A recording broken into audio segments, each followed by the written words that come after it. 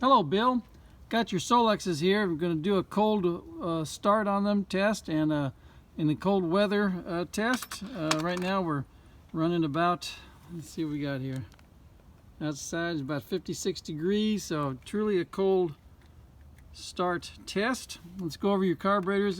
Make sure you know what all has been done. Obviously all the machine work has been done. The throats have been machined where they're round and plumb with the throttle shafts, bushings in the throttle shafts for the throttle shafts. New throttle shafts have been installed, new throttle plates obviously for the resized throat bores, the idle mixture screw in the second barrel is a dummy. It's blanked off, so don't touch these. They don't do anything. Your idle mixture screw here is where the adjustments are going to be made, and so you can adjust the carburetors to your particular engine. I'm obviously going to tune this to my engine. All factory gaskets, as you can tell by the rubber, by the red rubber right here. Helicoils as necessary in all the major places. When you're installing, be sure you use 2 wrenches on your fittings right here, one to stabilize the inlet fitting and then the other wrench to move the swivel on the fuel lines. Otherwise you take the chance of ripping out this from the pot metal. Fuel filtration is critical. Make sure you got clean fuel. I'll send mounting instructions along with it, but make sure you use your spacer sleeves and your wave washers for correct mounting, and new factory gaskets between the carburetor and the intake manifold. Install the carburetors obviously with the 2 chokes to the center. Install the carburetors loosely so they move a little bit, and then get your airlog and put the airlog in place and button it down to where it's supposed to be. Then tighten your carburetors to the intake manifold.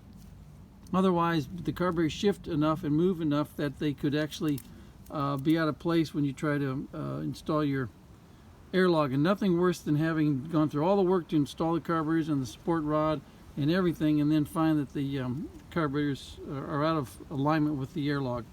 You don't need anything more than a 1/4 inch drive swivel socket to do the tightening on these. You are not building and installing the Brooklyn Bridge. What else can I help you with? If you ever have any trouble with these things flooding, the possible reasons for flooding is the pre-atomizer up inside here is loose, held in place by a screw, a jam nut and screw on the outside. This check valve in here is dirty and is not closing off properly. Obviously a needle and seat stuck is a possibility. Let's see, what else can we discuss here? I think that's it. So why don't we get started. Slip this in the stand carefully. And the only way you can tune these things is when the engine and the carburetors are completely warmed up. Also, I guess I'll go over what we're going to be doing here. What I use to tune is this tachometer here on the engine analyzer, and what I do is I adjust the idle mixture screw until I get the best idle, and that's one of the nicest ways to adjust these carburetors. You can do it by ear, but having a tachometer like that, it works really well. And let's see, what I generally do is maybe give them obviously always activate your fuel pump with a priming lever. Make sure you got fuel into the bowls. I generally give them like 1 squirt and then choke, switch on.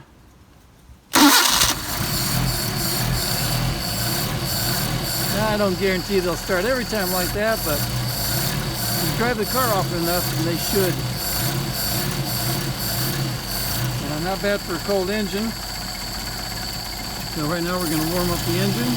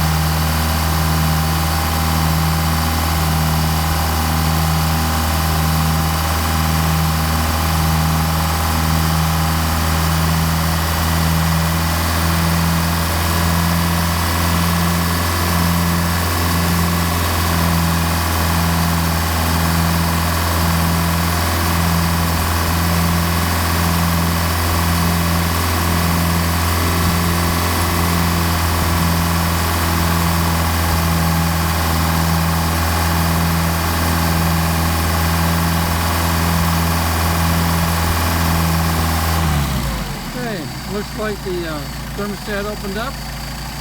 Go back to our carburetors.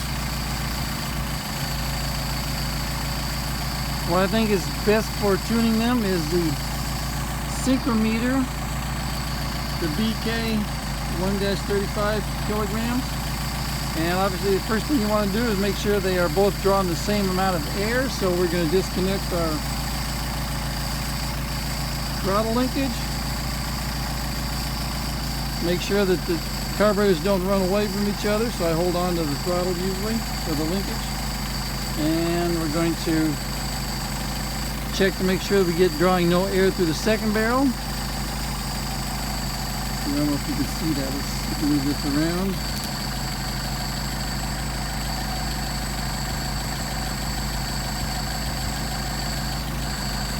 Alright.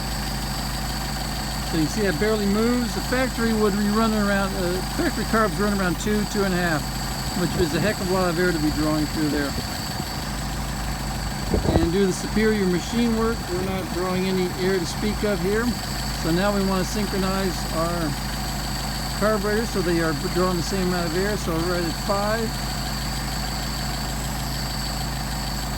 5. And this one's right at 5, just a smidge over 5. So we will just reduce that. And this is going to depend on what kind of idle you want. Let's see, right now I've got it at about 600 RPM. And that's where this tachometer comes in handy. Here's 600. Factory says around 750, so we'll adjust them up to that point. But right now I'm going to do the idle mixture screw, show you how that works. So, you see over here.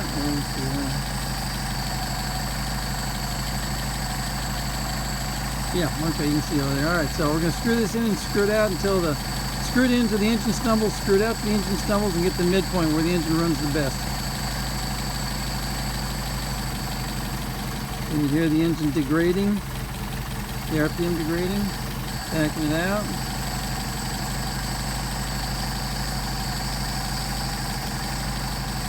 You get the best running. So now, what we do is use the tachometer.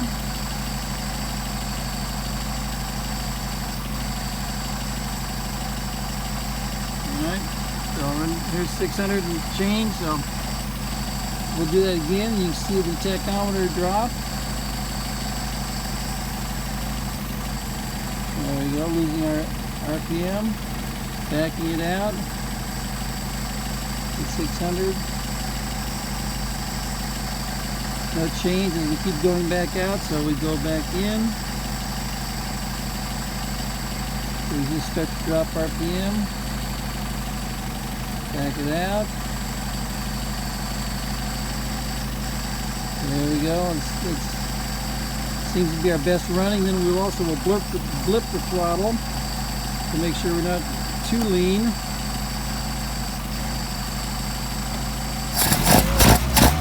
So we got no backfiring. Alright, let's do the same thing with the first number 1 carburetor.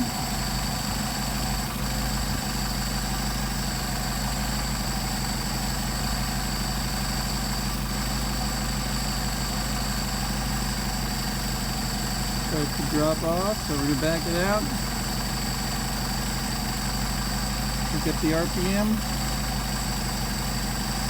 Now we're going the other way. Too far, so now we go back in. I'm twisting it back and forth to see where I get my best idle. This will be right there. It's on the high scale, so we can rev it. Nice, very nice. Alright, now then, let's say we want to get it up to 750 RPM. So we come back here.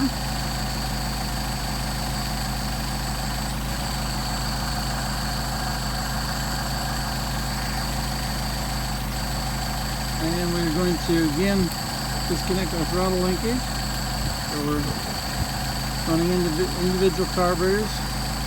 So we're at 5, so we want to bump the idle up. So let's adjust up Gonna oil up a smidge. Doing the same thing on the second carburetor. Both carburetors adjust the same. So we're at 6 here. 5 3/4. So we're going to bump that up just a smidge more. There's almost 6. Do another little bit. There we go. Up to 6 here. Up to 6 there. And we're up to 700 RPM on the tack. Which is just fine. It's a nice idle. Alright, the key to this operation next is to make sure that the throttles are adjusted the same, so that when you push the ball on the socket, nothing changes in terms of idle speed. Nothing changed.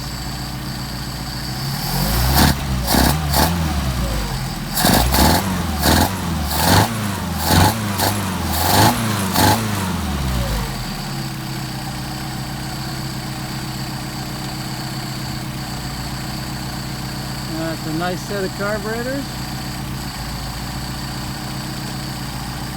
Let's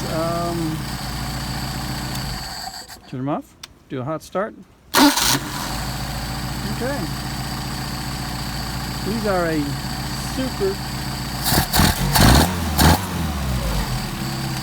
a super set of carburetors. You will really enjoy these, I believe. Thank you very much for your patience.